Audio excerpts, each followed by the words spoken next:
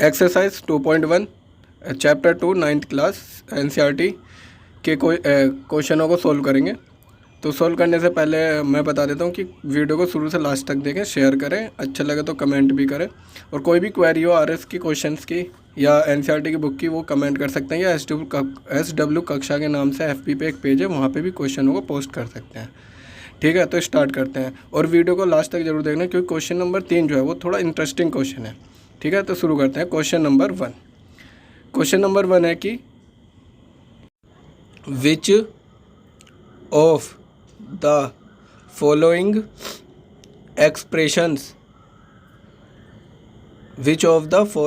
Expressions are polynomials in one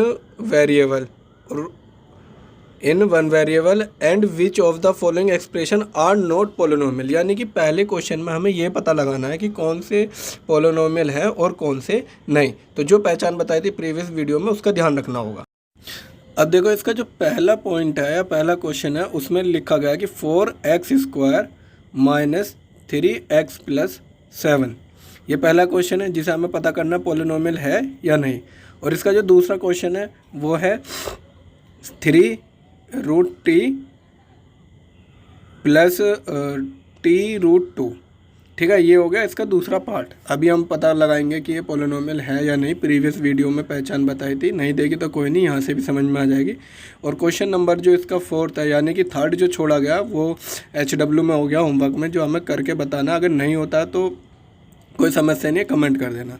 ठीक है, तो जो इसका 4th क्वेश्चन है वह y + 2/5, इसे भी पता लगाना है। और जो 5th क्वेश्चन है वो है x⁻10 प्लस y⁻3 और प्लस t⁻50। यानी कि 5th वाले में सारे जो वेरिएबल हैं x⁻10 और y⁻3 और t⁻50, ये अलग अलग वेरिएबल हैं जो ऐड कर रखे हैं।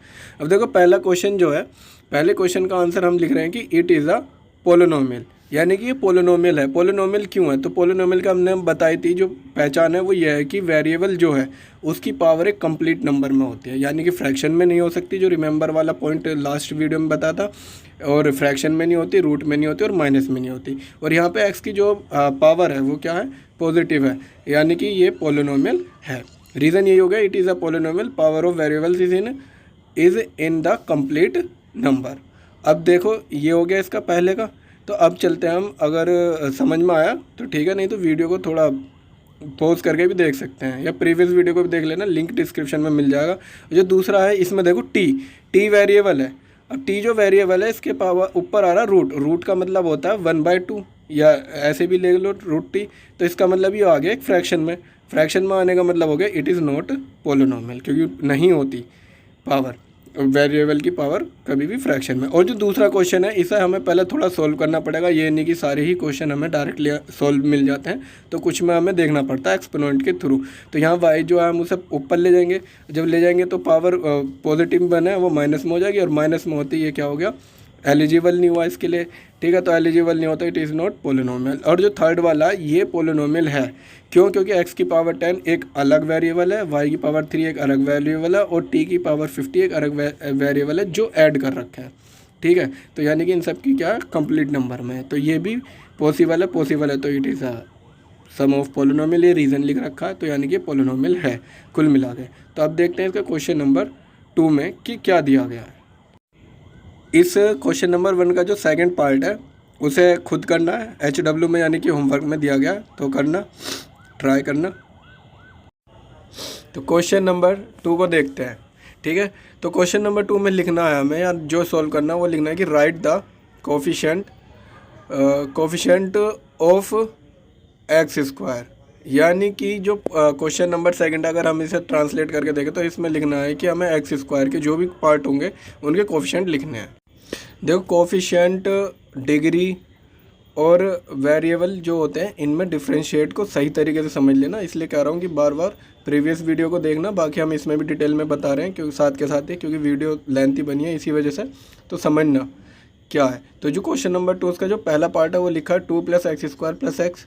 सेकंड क्वेश्चन फिर से वही अगेन HW, क्योंकि सारे करेंगे तो और लेंथी बनेगी, खुद भी प्रैक्टिस करनी है। और थर्ड पार्ट है π/2 x² + x। ठीक है। और ये फोर्थ क्वेश्चन से पहले ये बताना कि पाई जो है वो रेशनल नंबर है या रेशनल नंबर उसमें कर कमेंट में। तो HW है लास्ट क्वेश्चन, फोर्थ पार्ट। अब देखते हैं इनका सॉल्यूशन क्या होगा। तो सॉल्यूशन के लिए देखो एक्स स्क्वायर का कोफिशिएंट बताना है। तो एक्स स्क्वायर का कोफिशिएंट का मतलब है कि इन सभी क्वेश्चनों में जो एक्स स्क्वायर के मल्टीप्लाई में लिखा हो, चाहे वो पॉजिटिव में हो या नेगेटिव में हो, उन सभी को हम क्या बोलते हैं, कोफिशिएंट बोलते हैं। जैसे फर्स्ट वाले क्वेश्चन में एक्स स्क्वायर का कोफिशिएंट 1 है पॉजिटिव, और थर्ड वाले पार्ट में π/2 पॉजिटिव, और अगर यहाँ पे कोई नेगेटिव नंबर होता तो वो होता। ठीक है। तो अब चलते हैं क्वेश्चन नंबर 3 की तरफ, जो कि मैंने वीडियो के स्टार्टिंग में बताया था। बड़ा इंटरेस्टिंग क्वेश्चन है। इंटरेस्टिंग इसलिए है क्योंकि हमने बाइनोमियल, ट्राइनोमियल, मोनोनोमियल और इनके टाइप्स को प्रीवियस वीडियो में समझा था। तो यहाँ पे एक तरीका और है जिसे बाइनोमियल और ट्राइनोमियल बोला जाता है, क्योंकि लीनियर, क्वाड्रेटिक और क्वाड्रेटिक इन्हें बोलने का तरीका अलग होता है, उसे डिग्री के अकॉर्डिंग बोला जाता है। और बाइनोमियल और ट्राइनोमियल और पॉलिनोमियल जो बोला जाता है वो बोला जाता है अलग तरीके से। तो वो हम क्वेश्चन के पार्ट के साथ साथ समझाएंगे। ठीक है। तो पहले एक बार क्वेश्चन को रिपीट कर देता हूँ। तो क्वेश्चन जो है वो है, give one example each of binomial of degree 35, यानी कि एक बाइनोमियल नंबर लिखना है जिसकी डिग्री 35 हो, ऑफ अ मोनोनोमियल, एक मोनोनोमियल लिखना है जिसकी डिग्री क्या हो, 100 हो। ठीक है। तो अब हम इस क्वेश्चन को थोड़ा डिटेल में समझेंगे, तो समझने के लिए ध्यान देना, क्योंकि बाइनोमियल फिर से बोल रहा हूँ और ट्राइनोमियल, मोनोनोमियल इनकी अलग पहचान होती है, और क्वाड्रेटिक और उनके लिए अलग होती है। अब देखो, अगर दो टर्म्स हों किसी में भी, जैसे एक एग्जांपल के साथ समझाने की कोशिश करता हूँ, एक्स स्क्वायर प्लस एक्स। अब इसमें कितनी टर्म है, इसको हम एक टर्म कहेंगे, इसे दो टर्म कहेंगे। तो इसमें दो टर्म आ रही हैं, तो दो टर्म आने का मतलब हो गया, हम इसे क्या बोलेंगे, बायनोमियल। और यही बताने के लिए मैंने थोड़ा सा डिटेल में समझने के लिए कहा है। अब देखो अदर क्वेश्चन, जो अदर एग्जांपल है वो ये है 3x² - 2x² + 4। तो इसमें कितनी टर्म है, पहली वाली फर्स्ट होगी, दूसरी सेकंड होगी, तीसरी थर्ड होगी। तो यहाँ पे कितनी टर्म आ रही है, 3 टर्म आ रही है। तो 3 टर्म वालों को हम बोलते हैं ट्राइनोमियल। अब ऐसे ही हमें डिग्री 35 और बाइनोमियल बताना है। तो बाइनोमियल का मतलब एग्जाम्पल कुछ भी हो सकता है और सब। अब देखो इसमें हमें क्या बताना है कि डिग्री तो 35 हो, ठीक है, और बाइनोमियल हो। बाइनोमियल का मतलब दो टर्म के लिए। और मोनोनोमियल में क्या बोल रहा, मोनोनोमियल में कह रहा डिग्री तो 100 हो और उसकी जो टर्म हो वो केवल कितनी हो, वो हो 1। तो ठीक है, इस चीज़ को देखना। तो हम यहाँ पर कुछ भी एग्जांपल दे सकते हैं, सबके अलग अलग भी हो सकते हैं। जैसे मैंने अपनी तरफ से एग्जांपल दिया x⁵ प्लस x²। तो यहाँ पे कितनी टर्म होगी, यहाँ 2 टर्म होगी, तो इसे हम बोलेंगे बाइनोमियल। और दूसरे का जो आंसर है, देखो इसकी डिग्री कितनी है, हाईएस्ट पावर ऑफ वेरिएबल होती है, तो 35। अब हम यहाँ देखेंगे मोनोनोमियल में, मोनोनोमियल मीन्स एक टर्म, तो एक टर्म है इसमें, और इसकी हाईएस्ट पावर कितनी है, हाईएस्ट पावर 100 है, तो इसका मतलब डिग्री क्या होगी, 100। तो इस तरीके से हम टी, पी, एक्सेट्रा किसी भी वेरिएबल में आप दे सकते हो, और सबके आंसर इसमें डिफरेंट होंगे, गलत किसी का नहीं होगा और मार्क्स नहीं कटेगा। तो अब चलते हैं अगले क्वेश्चन की तरफ और समझेंगे। बस इसी की वजह से ये वीडियो थोड़ी लेंथी थी, तो ध्यान से समझना। क्वेश्चन नंबर 3 को समझने के लिए बोला था। नंबर 4 में right the degree each polynomial, यानी कि सभी पोलिनोमियल की अब हमें क्या लिखनी है, डिग्री लिखनी है।